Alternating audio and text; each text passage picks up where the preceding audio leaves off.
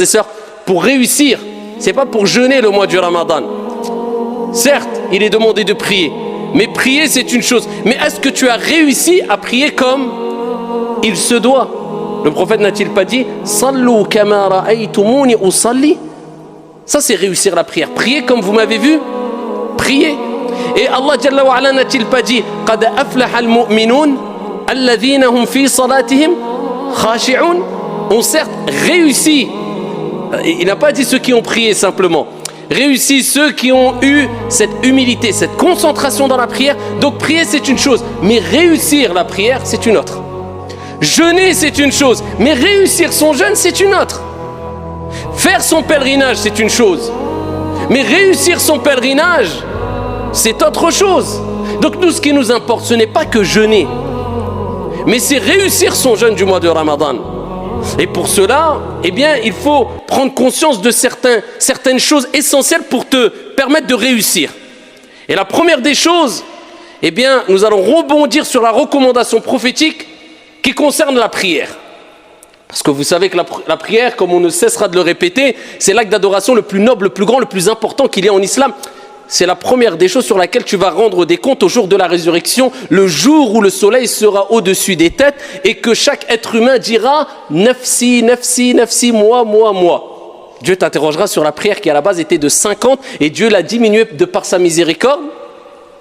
Et à travers l'amour qu'a eu le prophète alayhi salatu wassalam pour nous à 5 prières. Et cela nous donne la récompense de 50 prières comme vous le savez toutes et tous. Mais ici, il faut savoir que le prophète alayhi salatu wassalam a donné des recommandations pour prier, mais pour réussir sa prière. Et parmi les plus belles des recommandations que le prophète a données, c'est quand il a dit cela à un compagnon du prophète alayhi salatu wassalam, un compagnon parmi les compagnons du prophète alayhi salatu wassalam. Il lui dit « Salli », simplement prie, non. « Salli salata muwaddi'». Voilà, comment réussir la prière. Regardez la belle recommandation. Prie, accomplis la prière de celui qui fait ses adieux. C'est-à-dire le prophète il dit aux compagnons, pour réussir ta prière, eh bien fais de ta prière comme si c'était ta dernière prière. C'est-à-dire tu te dis c'est la dernière prière, après je vais rencontrer mon Seigneur. Je vais quitter ce bas monde, je vais quitter ce monde, je vais me séparer de mes biens, je vais me séparer de ma famille. C'est-à-dire c'est le dernier acte d'adoration qui fait partie des plus grands actes d'adoration que je vais accomplir. Et le prophète nous dit innamal a'malu bi al-khawatim. Les actions ne valent que par leur fin. Tu peux voir une personne qui peut-être était égarée toute sa vie, buvait de l'alcool, était loin de la religion, peut-être les derniers instants de sa vie, il va se repentir, il va être sincère, il va être pieux, Dieu va lui donner accès au paradis. Alors qu'à côté, une personne, toute sa vie était dans les actes d'adoration, il manquait de sincérité, et juste avant de mourir, il a tout abandonné, il s'est égaré. Et Dieu lui a donné l'accès en enfer. Les actions ne valent que par leur fin, la preuve qu'on doit toujours rester modeste et ne pas se précipiter à juger les autres. Celui que tu critiques peut-être demain sera meilleur que toi et toi pire que lui. Donc occupe-toi de toi, c'est déjà beaucoup. Eh bien le prophète il te dit, eh bien c'est les dernières actions. Donc toi quand tu pries tu te dis, c'est peut-être ma dernière prière. Donc la prière c'est parmi les actes d'adoration les plus importants. Donc je la fais bien comme ça quand je rencontre mon Seigneur, peut-être je vais mourir après le Dhuhr, peut-être après l'Asr. Je fais le Maghrib. Peut-être après le Maghrib, je vais mourir.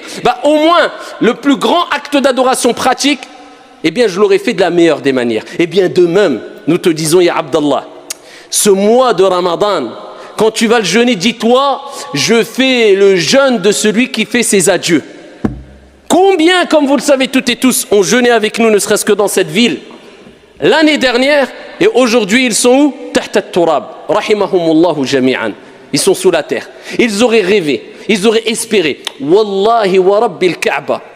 Si Allah subhanahu wa ta'ala leur avait donné l'occasion de revenir sur terre, ils auraient donné tout ce qu'il y a sur la surface de la terre selon leur capacité, juste pour pouvoir jeûner une journée. Eh bien toi, Dieu t'a donné ce cadeau. Cette année, tu vas jeûner. L'année prochaine, 11 mois, on ne sait pas ce qui peut se passer. Déjà en 2 heures, on ne sait pas ce qui se passe. En 10 minutes, ta vie, elle peut vaciller. On sait très bien que tout va très vite, surtout aujourd'hui. Alors que dire de une année? Donc c'est peut-être ton dernier Ramadan. C'est peut-être ton dernier Ramadan. Et ce que tu vas gagner pendant le mois de Ramadan, wa rabbil Kaaba, de manière générale, tu ne pourras pas le gagner en dehors du Ramadan. C'est le meilleur mois de l'année. C'est le mois où il y a le plus de cadeaux. C'est le mois où il y a Laylatul Qadr. C'est le mois où Allah ouvre toutes les portes du paradis, comme s'il te disait, ça y est, le paradis, toutes les portes sont ouvertes, il n'y en a aucune qui est fermée. Vas-y, entre par la porte que tu veux. C'est facile. Ya abdi, oh mon serviteur, fais des efforts, rapproche-toi de moi, le paradis il est à portée de main. C'est le mois où shayatin, les diables les plus néfastes sont enchaînés. Comme si Dieu te disait, je sais que tu es faible. Je sais que tu es attiré par le mal. Je sais que le diable a une influence sur toi. Eh bien, je vais enchaîner les diables les plus néfastes pour te faciliter l'entrée au paradis. Te faciliter le fait de te rapprocher de moi. Les actes d'adoration. Pour éduquer ton âme plus facilement afin que tu persistes dans les actes d'adoration. C'est peut-être ton dernier Ramadan. Dis-toi ça dans la tête. Et tu vas quitter ce monde, peut-être, avec le dernier Ramadan accompli de la meilleure des manières. Quel bagage, quel investissement. Ça, c'est le vrai investissement. Ama pour dunya, pour la vie d'ici-bas, investis ce que tu veux, ce n'est pas illicite. Mais ce n'est pas le réel investissement. Tout simplement parce que cela va rester et ne perdurera pas, mais en tout cas, quand tu quitteras ce monde, va rester derrière toi. Comme on dit, même si tu investis dans une maison, dans une voiture, dans ne serait-ce que la clé, ta maison, elle ne te suivra pas dans ta tombe. T'as quoi en fait? Tu es qu'un locataire, même si ça t'appartient, tu restes locataire, que tu le veuilles ou non. Petite période, mudda qasira, toute petite période, tu ne sais pas combien de temps. Donc investis dans ton Ramadan. Allah t'a donné la santé, Allah t'a donné la foi, Allah Jalla wa Ala t'a donné l'intelligence, Allah subhanahu wa ta'ala t'a choisi. Eh bien profite, sois reconnaissant vis-à-vis d'Allah. Et ainsi tu réussiras ton mois de Ramadan. Deuxième piste pour réussir son mois de Ramadan. Ash-shukru lillah. Prendre des leçons du mois de Ramadan. C'est le but du Ramadan. C'est-à-dire, le Ramadan, c'est une école. Pour réussir son Ramadan, ou du moins, pour savoir si tu as réussi Ramadan, regarde l'impact qu'a eu le Ramadan sur toi après Ramadan.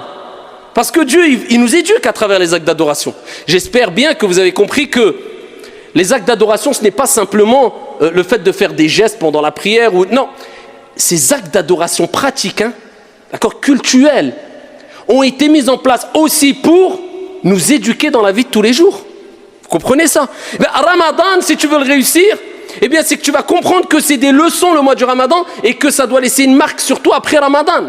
Quand tu viens à la mosquée et que tu dois venir en marchant, sans courir, et que tu dois t'aligner avec tes frères, tu dois te rapprocher des frères, coller tes épaules, pas coller les pieds. Beaucoup collent les pieds, alors que dans les 4 écoles, ça n'existait pas. Coller les pieds, c'était juste pour aligner les rangs. Après, tu n'as pas besoin de coller les pieds. Mais aligner les rangs, le prophète, il dit avec douceur, vous rapprochez vos épaules.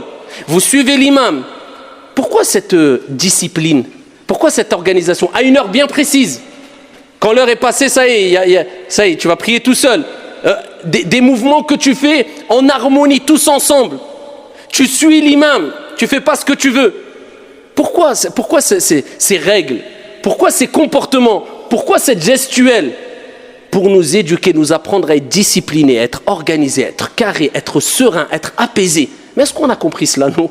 Normalement, on doit être les gens les plus éduqués, les plus disciplinés. Et malheureusement, illa ma rahimallah, ce n'est pas le cas. Parce qu'on n'a pas compris que derrière les actes d'adoration, il y a une éducation qu'on doit mettre en application dans la vie de tous les jours. Quand tu sors, quand tu vends, quand tu achètes. Dans chaque acte d'adoration, on peut puiser plusieurs leçons qui nous permettent d'être éduqués et disciplinés en dehors de la mosquée, en dehors de l'acte d'adoration lui-même. Siyam ou Ramadan, le mois du Ramadan, ça nous pousse à la modestie. Parce que tous les actes d'adoration, eh bien, c'est un des buts. C'est quoi? C'est la modestie, la prière. Tu pries aligné, tu es à côté du riche, tu es à côté du pauvre, tu restes modeste. Le mois du Ramadan, le pauvre ne mange pas, toi tu ne manges pas. Tu es riche, tu ne manges pas. Parce que tu as des millions, tu as le droit de manger avant le Maghreb? Abadan, tu attendras le Maghreb.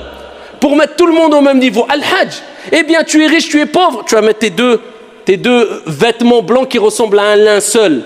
Pareil, sans sous-vêtements, sans rien du tout en dessous. Même le pauvre à côté de toi, pareil, on différencie. La modestie à tawadu.